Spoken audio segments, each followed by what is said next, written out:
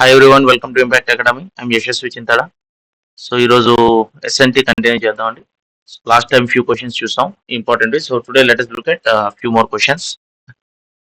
So which of the following is are related to the loss of biodiversity and considered under the evil quartet. So evil quartet అంటే ఏంటో చూద్దాం. Okay, so first causes for biodiversity loss. Loss of biodiversity occurs when either a particular species is destroyed or the habitat essential for its survival is damaged. So ఆ species ఏదైతే ఉందో డెస్ట్రాయబుల్. For example ఈ మధ్యన ఆస్ట్రేలియాలో bush fires అవి అయినప్పుడు ఏంటంటే large area అక్కడ క్యాంగరూస్ అనేది ఆస్ట్రేలియాకి ఎక్స్క్లూజివ్ గా ఎండమిక్ గా ఉంటాయి. సో అక్కడ లాస్ ఆఫ్ హ్యాబిటాట్, అక్కడ అవన్నీ కూడా ఫారెస్ట్ అన్ని డిస్ట్రాయ్ అవడం వల్ల మనకి ఏంటంటే ఒక సర్టన్ ఏరియాలో క్యాంగరూస్ అనేవి ఆల్మోస్ట్ మనకి లాస్ అనేది జరుగుతుంది. So that is loss of biodiversity. Particular species అనేది డిస్ట్రాయ్ అవ్వచ్చు, లేదా వాటి హ్యాబిటేట్ అనేది కూడా డ్యామేజ్ అవ్వచ్చు అనమాట. So latter is more common. Habitat destruction అనేది ఎక్కువగా అవుతుంది, ఎందుకంటే ఫర్ ఎగ్జాంపుల్ ఆ ఏరియాలో క్యాంగరస్ ఉంటే అవి అంత ఈజీగా ఎక్స్టెంట్ అయిపోవు. సో బట్ హ్యాబిటేట్ లాస్ అనేది ఎక్కువగా జరుగుతుందండి, డ్యామేజ్. ఇక్కడ కూడా మనకి ఇండియాలో కూడా టైగర్స్ తోటి అదే చాలా ప్రాబ్లం వస్తుంది. హ్యాబిటేట్ లాస్ వల్ల ఏంటంటే టైగర్స్ అనేవి ఎక్కువగా లివింగ్ ఏరియాస్ లోకి రావడం, ప్రేని వెతుక్కుంటూ. సో ఈ హ్యాబిటేట్ డ్యామేజ్ అనేది ఎక్కువగా కామన్ గా జరుగుతుంది అనమాట throughout. So the extinction of species takes place when they are exploited for economic gain or hunted as sport or for food etcetera. So ఇవన్నీ కూడా ప్రిలిమ్స్ పాయింట్ ఆఫ్ వ్యూలో చదవకండి, చదివినప్పుడే మెయిన్స్ పాయింట్ ఆఫ్ వ్యూలో కూడా చదివితే చాలా బెటర్. ఇవన్నీ కూడా మెయిన్స్ కూడా చాలా పనికొస్తాయండి. సో ఫండమెంటల్స్ చాలా స్ట్రాంగ్ గా ఉండాలి ఎప్పుడు కూడా, ఎందుకంటే SNT as such is not a very scoring subject అండి. మిగతా సబ్జెక్ట్స్ లాగా ఎస్ఎన్టీలో ఎక్కువ మార్కులు రావడానికి అవకాశం లేదు. సో ఎస్ఎన్టీలో మీకు క్వశ్చన్స్ అడిగినప్పుడు సపోజ్ ఎస్ఎన్టీ కరెంట్ అఫైర్స్ మీరు తీసుకుంటే హండ్రెడ్స్ ఆఫ్ టాపిక్స్ ఉంటాయి. సో వాటి మీద ఏదో క్వశ్చన్ ర్యాండమ్ గా అడిగితే మీరు ఎలాగో ఆన్సర్ చేయలేరు మ్యాక్సిమం. ఓకే, సో ఈ ఏదైతే క్వశ్చన్స్ థియరీ బేస్ వస్తాయో అవి మీరు ఆన్సర్ చేయడానికి థియరీ ప్లస్ ఒక టైప్ ఆఫ్ ఒక స్టాటిక్ అప్రోచ్, ఒక ఎవల్యూషన్, లాస్ట్ 30-40 years లో ఏం జరిగింది, ఫర్ ఎగ్జాంపుల్ న్యూక్లియర్ డాక్ట్రిన్ అని కానీ, లేదా పవర్ ఇండస్ట్రీ ఎలా డెవలప్ అయింది, ఎక్కడ నుండి ఎక్కడికి వచ్చింది, పవర్ రిఫార్మ్స్ కానీ, లేదా మన పొల్యూషన్ కంట్రోల్ ఎటువంటి యాక్ట్స్ తెచ్చాము, ఇటువంటి ఆ స్టాక్ ఏదైతే ఉందో దాని మీద మీరు క్వశ్చన్ ఆన్సర్ చేయడానికి ఎక్కువ ఛాన్స్ ఉంటుందండి. ఓకే, సో కరెంట్ అఫైర్స్ అందరూ ఎక్కువగా చదువుతారు, ఎస్పెషల్లీ ఎస్ఎన్టీలో కరెంట్ అఫైర్స్ చదవాలి. కానీ కరెంట్ అఫైర్స్ మీద ఎక్కువగా బేస్ అయితే you will not be able to answer the questions అండి. సో ఏదైతే థియరీ ఉందో దాని మీద మీరు ఎక్కువ ఫోకస్ చేస్తే బెటర్ రిజల్ట్స్ అనేవి ఉంటాయి. ఫైన్. సో ఈ కాజెస్ కూడా important. Those are natural causes, man made causes. We're talking about loss of biodiversity. So natural causes అంటే floods, earthquakes, landslides, rivalry among species, lack of pollination and diseases. So ఇవి natural causes. Man made అయితే habitat destruction, అంటే అక్కడ real estate కోసం land తీసుకోవడం, లేదా ఏదో some oil spills అవి అవుతుంటాయి కదా, ఆయిల్ మైనింగ్ అవి అయినప్పుడు ఏదైనా యాక్సిడెంట్ అయితే మొత్తం ఆయిల్ స్పిల్ అవుతుంది. Okay, uncontrolled commercial exploitation, hunting and poaching. Especially ఆఫ్రికాలో ఈ పోచింగ్ అనేది ఎక్కువ జరుగుతుందండి. ఆ ఎలిఫెంట్ టస్క్ కోసం, ఐవరీ కోసం, లేదా లెపర్డ్ స్కిన్స్ కోసం, ఈ సెవరల్ రీజన్స్ వల్ల hunting and poaching. Okay, so hunting లో ట్రోఫీ హంటింగ్ అని కూడా ఉంటుందండి. లైన్స్ ని జస్ట్ అంటే ఆ లైన్స్ ని చంపి వాటితో ఫోటో తీసుకుంటారు. సో అది that's also called as trophy hunting అండి. So all these are man made causes. Conversion of rich biodiversity site for human settlement and industrial development, extension of agriculture, pollution, okay, filling up of wetlands. So ఏదైతే మనకి water నిల్వ ఉన్న భూములు ఉంటాయో అక్కడ real estate కోసం sand తోటి fill చేసి అక్కడ పెద్ద ప్రాజెక్ట్ కట్టడం. So all these things, destruction of coastal areas. So ఇవన్నీ కూడా మ్యాన్ మేడ్ కాజెస్ అండి. So loss of biodiversity in a region may lead to the decline in plant production, lowered resistance to environmental perturbations such as drought, etc. So కరువులు అవన్నీ పెరుగుతాయి. So increased variability in certain ecosystem processes such as plant productivity, water use and pest and disease cycles. Okay, ఈ variations అన్ని పెరుగుతాయి. Also causes of biodiversity losses, the accelerated rates of species extinction that the world is facing are largely due to human activities అండి. So natural causes కంటే కూడా man made causes అనేవి ఎక్కువ biodiversity loss అవడానికి help చేస్తున్నాయి. ఈ biodiversity loss ఎక్కువ అయ్యే కొద్దీ స్పీషీస్ అనేవి ఎక్స్టెండ్ అవుతాయి. So these four major causes are called as the evil quartet. It is the sobriquet use to describe. Sobriquet అంటే ఆ పదం అనమాట, ఆ జార్గన్ లాంటిది. అంటే ఈ ఎస్పెషల్లీ ఈ 4 రీజన్స్ అనేవి మోర్ ఇంపార్టెంట్ అని చెప్పడానికి వాళ్ళ ఆ నాలుగిటికి కలిపి ఈవిల్ క్వార్టెట్ అనే పేరు పెట్టారు. ఎవరు? జేరడ్ డైమండ్. ఓకే, జేరడ్ డైమండ్ 1984లో ఈ లాస్ ఆఫ్ బయోడైవర్సిటీ అంటే మనకున్నటువంటి ప్రకృతి వనరులు, ఈ ప్లాంట్స్, యానిమల్స్ అన్ని కూడా తగ్గడానికి, మేజర్ గా ఎక్స్టెన్షన్ వైపు వెళ్ళడానికి కారణం 4 main reasons. It is habitat loss and fragmentation, over exploitation, alien species invasion and co extinction. Co extinction అంటే ఫర్ ఎగ్జాంపుల్ ఒక జింక్ ఉంది, జింక అని ఆహారంగా తీసుకునే పులి ఉంది, ఒక టైగర్. సో ఒకవేళ జింక్ అక్కడ ఆ ఏరియాలో వేరే ప్రే ఏం లేదు, ఓన్లీ డీర్ అండ్ టైగర్ ఉన్నాయనుకోండి. సో డీర్ అనేది ఎక్స్టెంట్ అయితే కొన్ని రోజులు టైగర్ అనేది ఆటోమేటిక్ గా ఎక్స్టెంట్ అవుతుంది. ఎగ్జాంపుల్ చెప్తాను. So those are called as co extinctions. Fine. So ఈ 4 ఏవైతే ఉన్నాయో those are called as the evil quartet: habitat loss, fragmentation, over exploitation, alien species invasion, co extinction. ఇక్కడ కూడా మీరు చూసుకుంటే over hunting which is also over exploitation. Introduced species అంటే ఇదేనండి, alien species invasion అంటే బయట నుండి ఎక్కడో తెచ్చి మనకి ఇక్కడ ఫర్ ఎగ్జాంపుల్ మస్కిటో ప్రాబ్లం తగ్గించడానికి అదేదో గంబూజియా ఫిష్ అని ఒకటి తెచ్చి మన పంటల, మన ఈ చెరువుల్లో కొన్ని వేసారు ఆ మధ్యన. సో ఇప్పుడు ఆ గంబూజియా ఫిష్ అనేది ఏంటంటే strong species.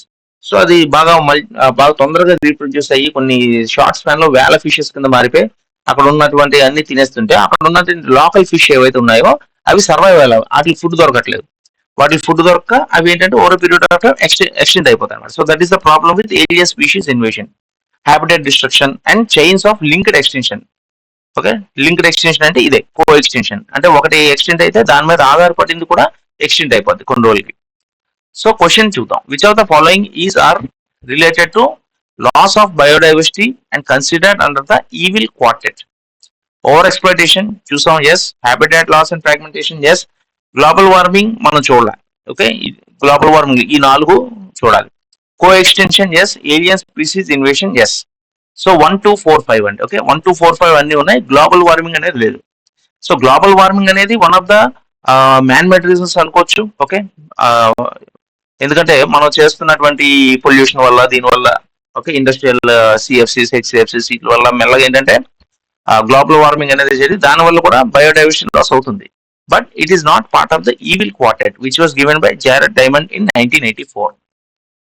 Okay, so snow leopard last వీడియోలో చూసాం ఇదంతా, రైట్? ఈ రెడ్ లిస్ట్, ఐయుసిఎన్ ఇవన్నీ కూడా డీటెయిల్ గా స్నో లెపర్డ్ ఇవన్నీ కూడా చూసాం. సో కీ స్టోన్ స్పీసీస్ కూడా ఈకాలజీ సెక్షన్ లో ఆల్రెడీ మనం కవర్ చేసాం. So just let us quickly go through. So consider the following statement: these species maintains the productivity of a habitat. Disappearance of such species may lead to dysfunctioning of ecosystem, and conservation actions for that species may help to preserve the structure of the whole ecosystem. So వేటి గురించి మాట్లాడుతున్నాడు అని మనం చూసుకుంటే keystone species. Keystone species is the species whose addition to or loss from an ecosystem leads to major changes. Okay, so already example కూడా చెప్పుకున్నాం. For example tigers ఇవన్నీ ఉన్నాయంటే ఆ ఏరియాలో వాటి నెంబర్ తక్కువ ఉండొచ్చు. The number of tigers may be less, but they will have a very huge role to play. Sudden గా మీరు టైగర్స్ తీసేస్తే డీర్ పాపులేషన్ అనేది చాలా ఎక్కువగా అయిపోతుంది. అయిపోయి అవి ఏంటంటే అక్కడ ఉన్నంత గడ్డి అంతా తినేస్తాయి, మొక్కలన్నీ తినేస్తాయి. సో ఓవరాల్ గా కొన్ని రోజులకి వాటికే నష్టం. సో ఆ రెగ్యులేషన్ అనేది చేయాలంటే అక్కడ ఉన్నటువంటి keystone species is very important అనమాట. So the number of those species will be less, కానీ the effect they have will be very high. Okay, so mostly top predators ఇవన్నీ కూడా కీస్టోన్ స్పీషీస్ గా ఉంటాయి. ఇండికేటర్ స్పీషీస్ అంటే whose presence indicates the presence of a set of other species. Okay, ఇది కూడా మనం చూస్తాం. అంటే అక్కడ ఆ పర్టికులర్ స్పీషీస్ ఉందంటే మిగతా దాని రిలేటెడ్ స్పీషీస్ కూడా ఉండుంటాయి. ఫర్ ఎగ్జాంపుల్ కోరల్ రీఫ్స్ తీసుకున్నాం అనుకోండి. ఆ కోరల్ రీఫ్స్ ఉంటే దాని చుట్టూ ఆ particular type of crabs, fishes, octopus ఇవన్నీ ఉంటాయి అనమాట. అదే ఆ కోరల్ రీఫ్స్ లేకపోతే అవి ఉండవు అక్కడ. సో ఆ కోరల్ రీఫ్స్ చూసి మిగతా ఉన్నాయని మనం చెప్పొచ్చు. So that is the indicator species. Foundation species, dominant primary producer in ecosystem. ఇది అగైన్ మన కోరల్ రీఫ్స్ చూసుకుంటే that is a foundation species of that environment. అక్కడ ఉన్నటువంటి ఆ ఈకోసిస్టమ్ లో ఆ కోరల్ రీఫ్ ఉంటేనే మిగతావన్నీ ఉంటాయి. Okay, so that is called as the foundation species of that ecosystem. Flagship species కూడా ఆల్రెడీ చెప్పాను. For example Koundinya National Park లో మీకు కౌండిన్యా నేషనల్ పార్క్ అనగానే ఫస్ట్ మీకు గుర్తొచ్చేది ఎలిఫెంట్స్ అండి చిత్తూరులో. Okay, so that is the flagship species. అలాగే మనకి సుందరబన్స్ అనగానే ఫస్ట్ మీకు గుర్తొచ్చేది Bengal tiger. So that is the flagship species అనమాట. The species chosen to represent that particular area ecosystem. So umbrella species అంటే wide ranging species whose requirement include those of many other species. Okay, so మన Amazon forest లో తీసుకుంటే lot of species interlink అయి ఉంటాయి. Alligators, Jaguars, అక్కడ ఉన్నటువంటి different types of monkeys అవన్నీ కూడా. So there all umbrella species అనమాట. Okay, so this is keystone species is talking about. They maintain the productivity of a habitat. Okay, the disappearance of such species may lead to dysfunctioning of the ecosystem. So tigers అనేవి పూర్తిగా తీసేస్తే ఆ ecosystem over a period of time dysfunction అవుతుంది. Conservation actions for that species may help preserve the structure of the whole ecosystem. అందుకే మనకి National Tiger Authority కానీ, tiger census, Project Tiger ఇవన్నీ కూడా ఉన్నాయన్నమాట as an example. So endemic అంటే ఆ particular ఏరియాకే ఉండాలి. ఫర్ ఎగ్జాంపుల్ ఆస్ట్రేలియాలో క్యాంగరు. థ్రెటెండ్ అంటే of course the numbers are reducing. IUCN Red List side ఈ schedule 1, schedule 2 of wild life protection అంటే ఇవన్నీ కూడా మనం చూసాం. ఎడ్జ్ స్పీషీస్ అంటే ఆ కాంబినేషన్, అంటే ఒక ల్యాండ్ ఒక వాటర్ ఉంటే మధ్యలో ఉన్న ఆ ఎడ్జ్ ఏరియా అనమాట. Okay, this edge species will have more biodiversity. ఎందుకంటే అటు వాటర్ నుండి ఇటు ల్యాండ్ నుండి రెండు కూడా వచ్చి అక్కడ ఉంటాయి కాబట్టి there will be more activity there అనమాట. సో ఇది చూద్దాం, సైట్స్ అనేది వెరీ ఇంపార్టెంట్ అండి. So consider the following statements regarding the convention on international trade in endangered species of wild fauna and flora CITES. Okay, ఈ full form కూడా important. Convention on international trade in endangered species. So basic గా మనకి IUCN కానీ wild life protection అవన్నీ చూసుకుంటే they are for protection అండి. IUCN అంటే ఏంటి? International Union for Conservation. అక్కడ conservation, wild life protection Act లో కూడా ప్రొటెక్షన్ ఉంటుంది. బట్ ఇక్కడ మీకు సైట్స్ లో ఉన్న మేజర్ డిఫరెన్స్ ఏంటంటే దిస్ ఈస్ ట్రేడ్ అంటే బిజినెస్. ఫర్ ఎగ్జాంపుల్ మీరు నేపాల్లో మనకి మస్క్ డీర్ ఏదో ఉంటుందండి. ఆ మస్క్ డీర్ నుండి వచ్చే ఆ సెంట్ నుండి ఒక రకమైన పొడిలా తయారు చేస్తారు. ఆ పొడిని ఇండియాలో ఒక పర్టికులర్ టెంపుల్లో దేవుడికి, మన ఆంజనేయ స్వామికి సింధూరం లాగా అది దేవుడికి ఇదిగా వాడతారనమాట. సో ఇప్పుడు నేపాల్లో ఉన్నటువంటి ఆ ఐటమ్ మనకి ఇండియాలోకి రావాలంటే ఆబ్వియస్లీ బిజినెస్ జరగాలి, మనం డబ్బులు ఇచ్చి అది కొనుక్కోవాలి. So the purpose of CITES is business ని ఒక రకమైన రెస్పాన్సిబుల్ గా చేయడానికి సైట్స్ అనేది ఉంటుంది. అంటే బిజినెస్ చేయొచ్చు, కాకపోతే విచ్చలవిడిగా చేయకూడదు. అంటే ఏనుగు దంతాలని, పులి చర్మాలని, ఇలాంటి ట్రేడ్ ఆపుతుంది. At the same time reasonable trade it will allow. So in the early 1960s international discussion began focusing on the rate at which world's wild animals and plants were being threatened by unregulated international trade.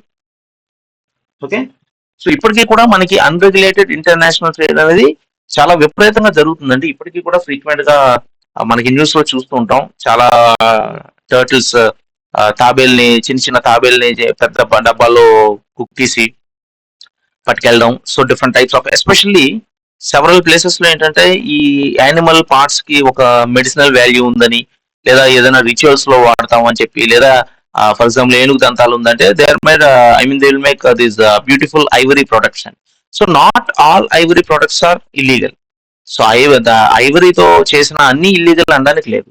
So legal గా purchase చేసి, ఇప్పుడు ఒక elephant చనిపోయింది అనుకోండి suppose, అప్పుడు దాని దంతాలు legal గానే తీసి ఆ లీగల్ గా తీసిన ఐవరీతో చేసిన ప్రోడక్ట్స్ ఏవైతే ఉన్నాయో వాటికి రేట్ పెట్టి లీగల్ మార్కెట్స్ లో అమ్మడం తప్పులేదన్నమాట.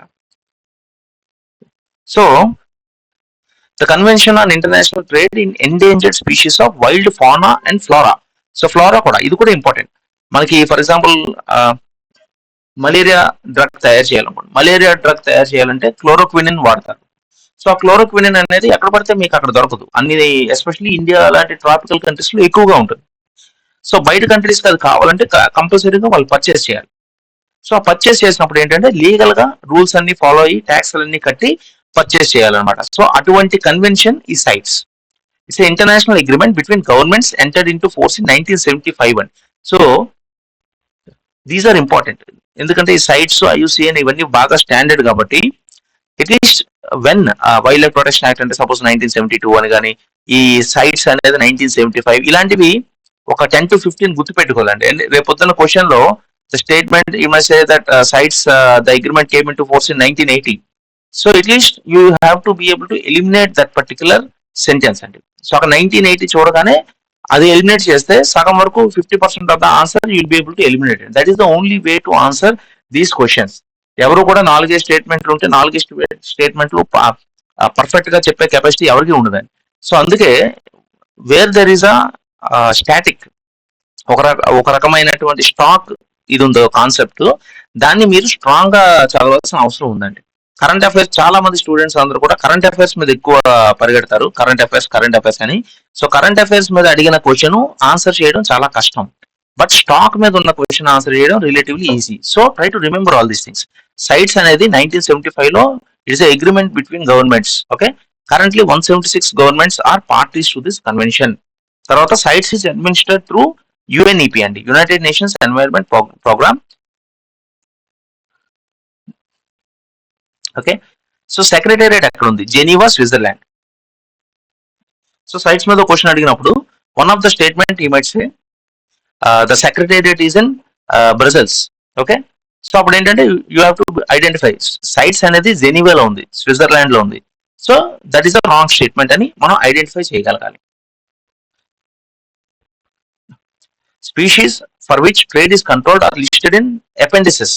Okay, so appendix 1, appendix 2, appendix 3 ఉంటాయండి. 3 దానిలో అపెండిక్స్ 1 లో it includes species threatened with extension and provides greatest level of production. Example gorilla, sea turtles, ఈ డిఫరెంట్ టైప్ ఆఫ్ ఆర్కిడ్స్ కూడా దే ఆర్ లార్జ్ ప్లాంట్స్ అండి.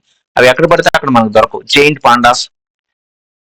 Okay, so ఈ appendix 1 లో ఉన్నవి ఏంటంటే they are threatened with extension. So వాటిల్లో అంత ఈజీగా ట్రేడ్ అలో చేయరు. ఫర్ ఎగ్జాంపుల్ మీరు గొరిల్లాను కొనుక్కోవాలంటే అవ్వదు. బట్ సపోజ్ ఇక్కడ ఉన్నటువంటి జూ, తిరుపతి జూ కానీ వైజాగ్ జూ కానీ ఇక్కడ కూడా ఒక గొరిల్లాని పెడదాం అనుకుంటే వాళ్ళు ఏంటంటే అఫీషియల్ గా through legal channels, for example మన చీటాస్ తెచ్చాం, మనం కూనోపాల్పూర్ మధ్యప్రదేశ్ లో కూనోపాల్పూర్ నేషనల్ పార్క్ లో చీటాస్ తెచ్చి పెట్టాం. ఓకే, సో అలాగా లీగల్ గా చేయాలి తప్ప అంత అంటే టఫ్ రిస్ట్రిక్షన్స్ ఉంటాయి అపెండిక్స్ 1 లో. సో అపెండిక్స్ 2 లో include species that although currently not threatened with extinction may become so without trade controls. It also includes species that resemble other listed species. So ఇప్పటికి immediate గా అంత danger ఉండకపోవచ్చు, కానీ దాన్ని అలా వదిలేస్తే కొన్ని రోజులకి అదేంటంటే they will also go towards extension అనమాట. సో అపెండిక్స్ 2 అనేది ఇంకొంచెం దీని మీద ఇంకొంచెం lenient. Appendix 3 include species for which a country has asked other parties to help in controlling international trade. Okay, example map turtles, walrus, cape stag beetles. So ఆ country ఏంటంటే for example ఆ particular ఏరియాలోనే ఎక్కువ దొరుకుతాయి, లేదా వాటికి ఏదో certain special ఇది ఉండాలి. అలాంటప్పుడు ఏంటంటే that country is asking other countries also to help అండి ఇంటర్నేషనల్ ట్రేడ్ లో. So such things are coming in appendix 3. So until COP13 these meetings were held every 2 years. ఇప్పుడు ఎవ్రీ 3 years. ముందు 2 years ఒకసారి అయ్యేది, ఇప్పుడు 3 years అవుతుంది. COP16 ఈ schedule to occur from 2013 Bangkok, Thailand. సో ఇది పాత ఇన్ఫర్మేషన్, ఇది అవసరం లేదు. మనకి conference of parties latest 27, 28 Sharm el Sheikh, Egypt, ఇవన్నీ కూడా వస్తాయండి నెక్స్ట్ క్వశ్చన్స్ లో ఉన్నాయి. సో అవి ఎక్కువగా గుర్తుపెట్టుకోండి. ఓకే, ఇక్కడే ఉన్నాయి చూద్దాం. Okay, so CITES role in conservation over the last several decades, CITES has helped ensure global conservation of species. Parties have adapted 5 year strategic vision. ఇది పాతది, అవసరం లేదు. సో ఇది చూద్దాం. సో కరెంట్ అఫైర్స్ చూద్దాం. సైట్స్ మీద రీసెంట్ గా ఉన్న కరెంట్ అఫైర్స్ ఏంటంటే CITES was drafted as the result of resolution adapted in 1963. Okay, IUCN it's at a meeting of the members of IUCN. So international Union for conservation of nature ఏదైతే ఉందో వాళ్ళు ఈ 1963 లో జరిగిన meeting లో sites అనేది మనం ఒకటి పెడదాం, కన్సర్వేషన్ తో పాటు బిజినెస్ కూడా జరగాలి అని చెప్పి ఇది పెట్టారండి. అప్పుడు 80 కంట్రీస్, ఇప్పుడు 176 ఉన్నాయి. అది 1975 లో ఫోర్స్ వచ్చింది. ఓకే, 1975 లో CITES has come into force and it is part of the UNEP, United Nations Environment Programme. Trade in precious timber and sharks and conservation of elephants, big cats were among the many critical matters reviewed during the 77th meeting of the standing committee of CITES in Geneva recently. Okay, so recent గా ఈ వేట్ల మీద discuss చేస్తారండి. Precious timber అంటే మన red sandalwood ఇలాంటివి ఉంటాయి. Sharks, okay, sharks కూడా విపరీతంగా చంపేస్తుంటారు. షార్క్ ఫిన్ తోటి చేసే సూప్ ఏంటంటే పెద్ద పెద్ద రెస్టారెంట్స్ లో చాలా కాస్ట్లీ ఎక్స్పెన్సివ్ ఐటమ్ అనమాట. సో వాటి కోసం ఎక్కువ షార్క్ ని క్యాచ్ చేసి ఆ ఫిన్ కట్ చేసి మళ్ళీ అలా వదిలేస్తారు సముద్రంలో. సో అదేంటంటే నో అదర్ ఆప్షన్, వెంటనే చనిపోదు, అలా సింక్ అయ్యే, it cannot swim. So over a period of time it will decay and slowly die. So very ఏమంటారంటే కొంచెం ఇట్స్ సాడ్ థింగ్ అనమాట, షార్క్స్ ని చంపుతారు అలాగా.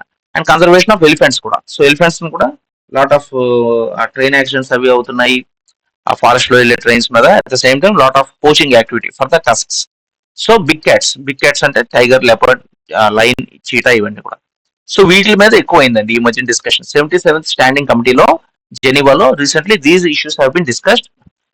అండ్ కాప్ 19 2022లో కాన్ఫరెన్స్ ఆఫ్ పార్టీ 19 లో ఇది CITES COP. Okay, conference of parties అనేది మనకి వేరే కూడా ఉంటుంది, మాంట్రియాల్ ప్రోటోకాల్ ఆటలో కూడా వస్తుంది.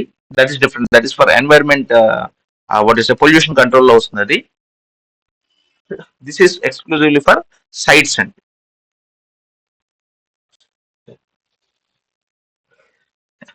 Okay, so draft decisions on lowering the likelihood of zoonotic illnesses in the future have been completed at the 19th conference of parties to the convention of ఇది sites. Okay, so 2022లో అంటే recent గా sites cap 19 లో అయినప్పుడు ఏంటంటే zoonotic illnesses గురించి మాట్లాడారు. So మనకి ఈ మధ్యన కూడా లంపీ స్కిన్ డిసీజ్ అని ఒకటి క్యాటిల్ ఎక్కువగా ఎఫెక్ట్ అయింది. తర్వాత జూనోటిక్ డిసీజెస్, ఈ రేబీస్ కానీ ఇవి కానీ. సో ఎస్పెషల్లీ క్యాటిల్ కి, కౌస్ కి, బఫెలోస్ కి వచ్చే ఇల్నెసెస్ అనేవి గోట్ కి కానీ మోర్ ఇంపార్టెంట్, ఎందుకంటే they are commercial elements involve అండి. Okay, so lumpy skin disease అనేది కౌస్ కి మొన్న ఈ మధ్యన రావడం వల్ల వాటి ల్యాప్టైట్ తగ్గిపోతుంది, ఇన్ఫ్లమేషన్ అవుతుంది. సో అవి సరిగ్గా తినలేవు, మిల్క్ ఇవ్వలేవు. So it is affecting the economy also. So that is why zoonotic illnesses మీద మొన్న 2022లో కాప్ 19 లో డిస్కస్ చేస్తాం.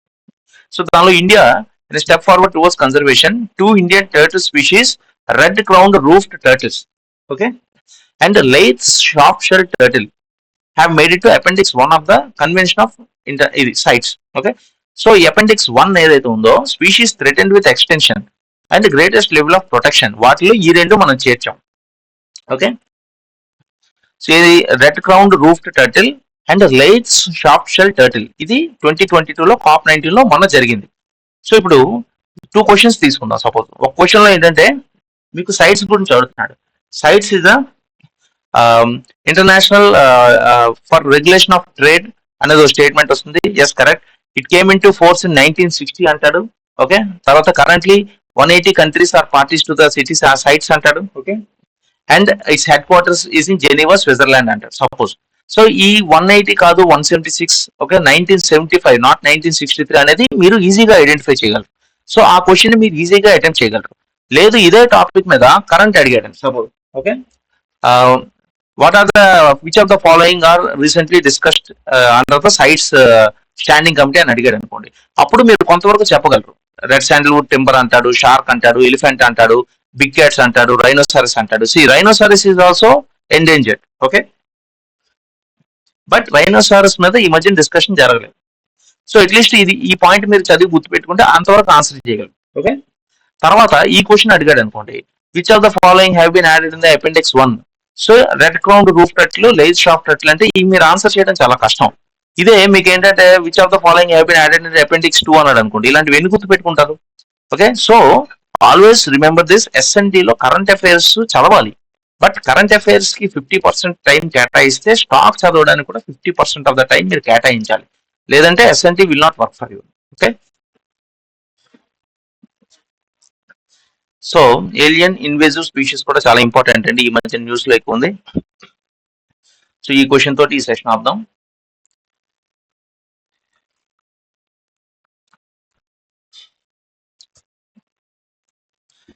So which of the following statement is are correct regarding the alien invasive species? So both alien plant and animal species can become invasive. Okay, the HE targets deal with invasive species. So first statement ఏమైతే ఉందో అది common sense తోటి మనం చెప్పచ్చు. Okay, so invasive అనేది animal అవ్వచ్చు, plant అవ్వచ్చు. So ఒక ఫిష్ ఏదో తెస్తారు, ఓకే, లేదా ఏదో ఒక వేరే యానిమల్ తెస్తే అదేంటంటే మిగతా డామినేట్ చేస్తుంది. అలాగే ప్లాంట్స్ కూడా చాలా ఇష్యూస్ అయ్యి ఈ మధ్యన, ఎస్పెషల్లీ తమిళనాడులో ఆ ఊటీ అంతా కూడా ఒక టైప్ ఆఫ్ ప్లాంట్, ఫారెన్ నుండి వచ్చిన ఒక ప్లాంట్ ఏంటంటే అది అక్కడ ఎస్టాబ్లిష్ అయ్యి చాలా వైల్డ్ గా స్ప్రెడ్ అయిపోతుంది. అంటే ఎక్కడ చూసినా అదే ఉంటుంది. సో దాన్ని ఏంటంటే జంతువులు తినలేవు, మనుషులు వాడలేరు, కానీ ఎటు చూసినా అదే. సో నేటివ్ స్పీషీస్ అనేవి తొందరగా ఎక్స్టెండ్ అయిపోతాయండి అలా దానివల్ల.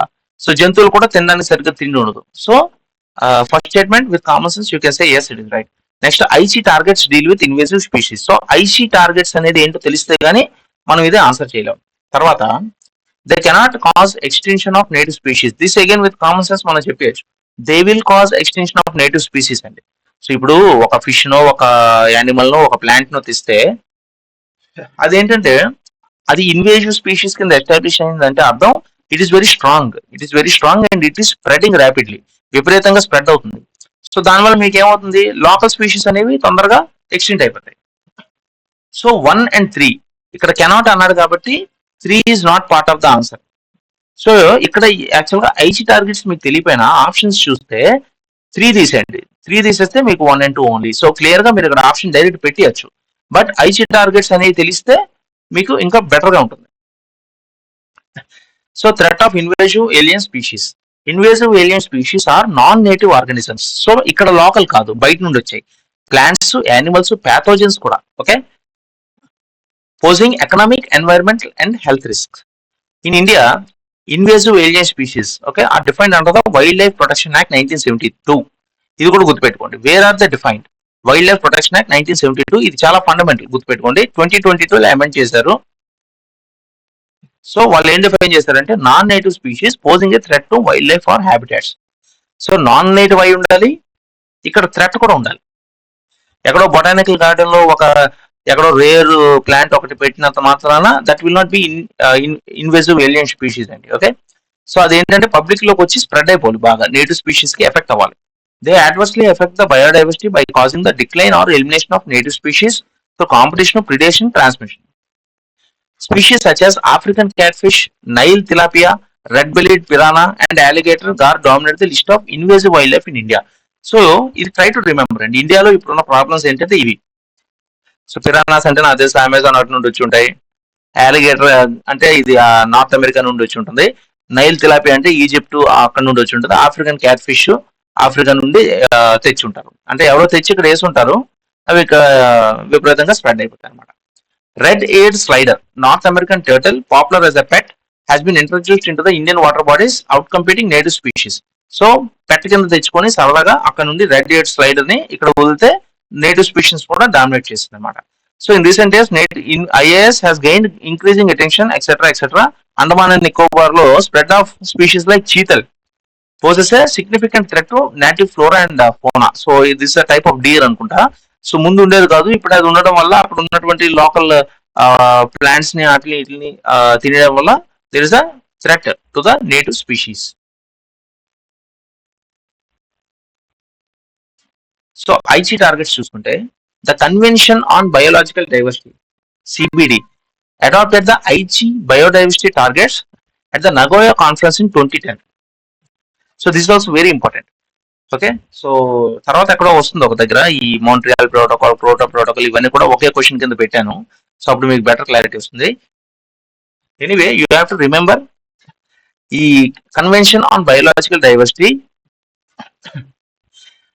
2010లో Nagoya, I think Kenya, okay, అక్కడ అయిన కాన్ఫరెన్స్ లో ఈ ఐచి బయోడైవర్సిటీ టార్గెట్స్ ని అడాప్ట్ చేసుకున్నారండి. సో కన్వెన్షన్ ఆన్ CBD ఏదైతే ఉందో అది ఆల్రెడీ ఉంది. ఓకే, వాళ్ళు ఎవ్రీ వన్స్ ఇన్ ఇయర్ ఏదో మీట్ అవుతుంటారు. ఈ 2010 లో మీట్ అయినప్పుడు ఐచి టార్గెట్స్ పెట్టుకున్నారు. సో ఏంటి Aichi targets? The Aichi biodiversity targets laid out 10-year plan. అంటే 2020కి అయిపోయింది ఇది.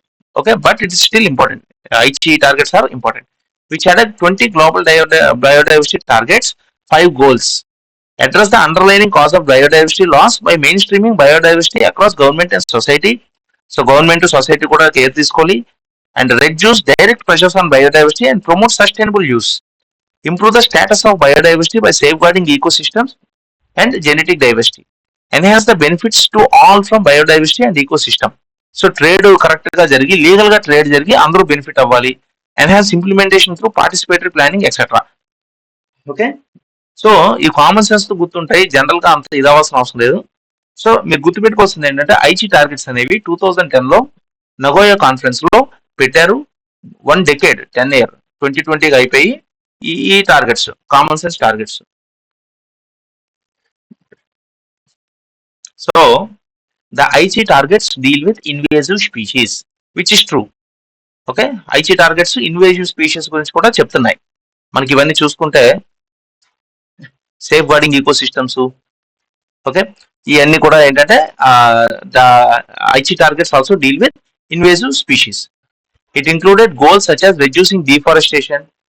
Many of the targets, however, included vague language. Okay, another, after parties adopted the Aichi targets, they were expected to devise their own national strategies. Okay, so ఇదేంటంటే general guide lines అనమాట. So nearly all parties created the strategies, okay, but never implemented properly.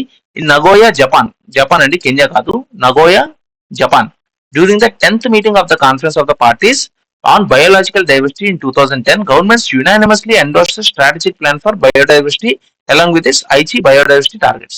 So Nagoya అనేది Japan లో ఉంది, 2010 లోన అందరూ కూడా దీన్ని ఆమోదించారనమాట. Okay, so ఇక్కడ మనం చూసుకుంటే 1 and 2 is the answer. Fine.